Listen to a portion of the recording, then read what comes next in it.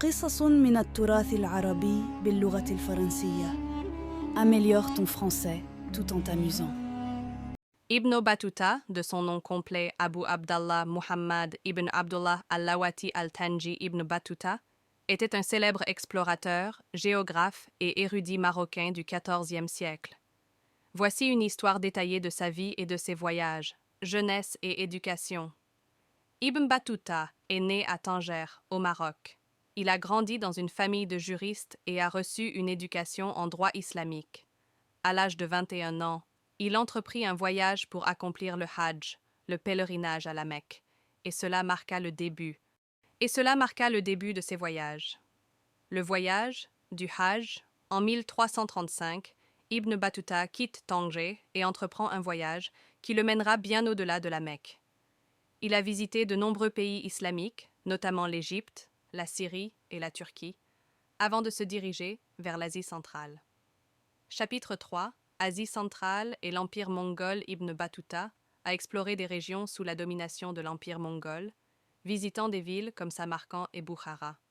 Ces voyages l'ont également amené à explorer l'Inde, où il a passé plusieurs années. L'Asie du Sud-Est et la Chine. Ibn Battuta a poursuivi son périple vers l'Asie du Sud-Est, visitant des endroits tels que Sumatra, Java et les Philippines actuelles.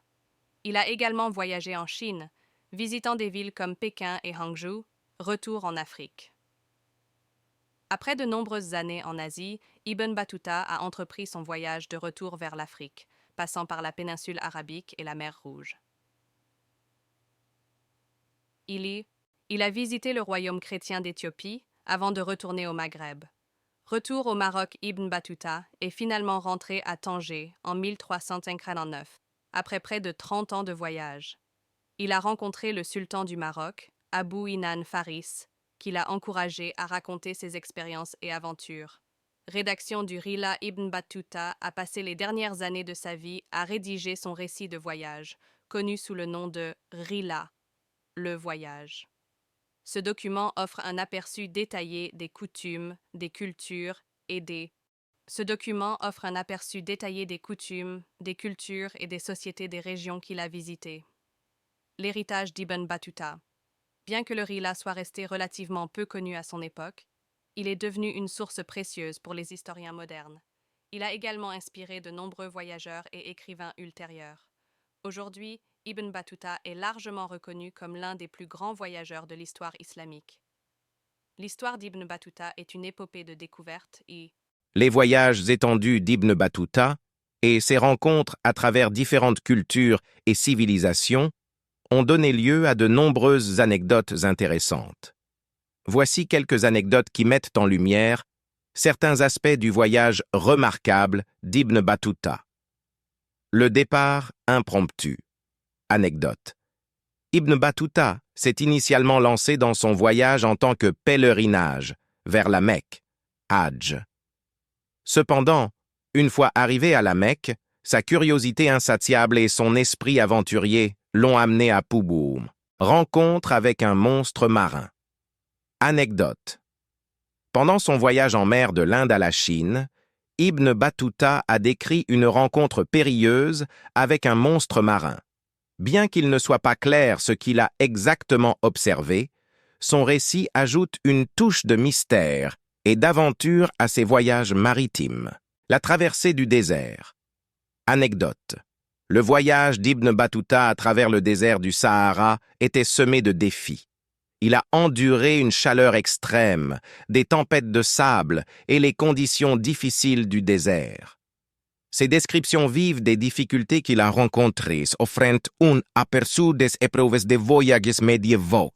Mésaventures matrimoniales en Inde. Anecdote.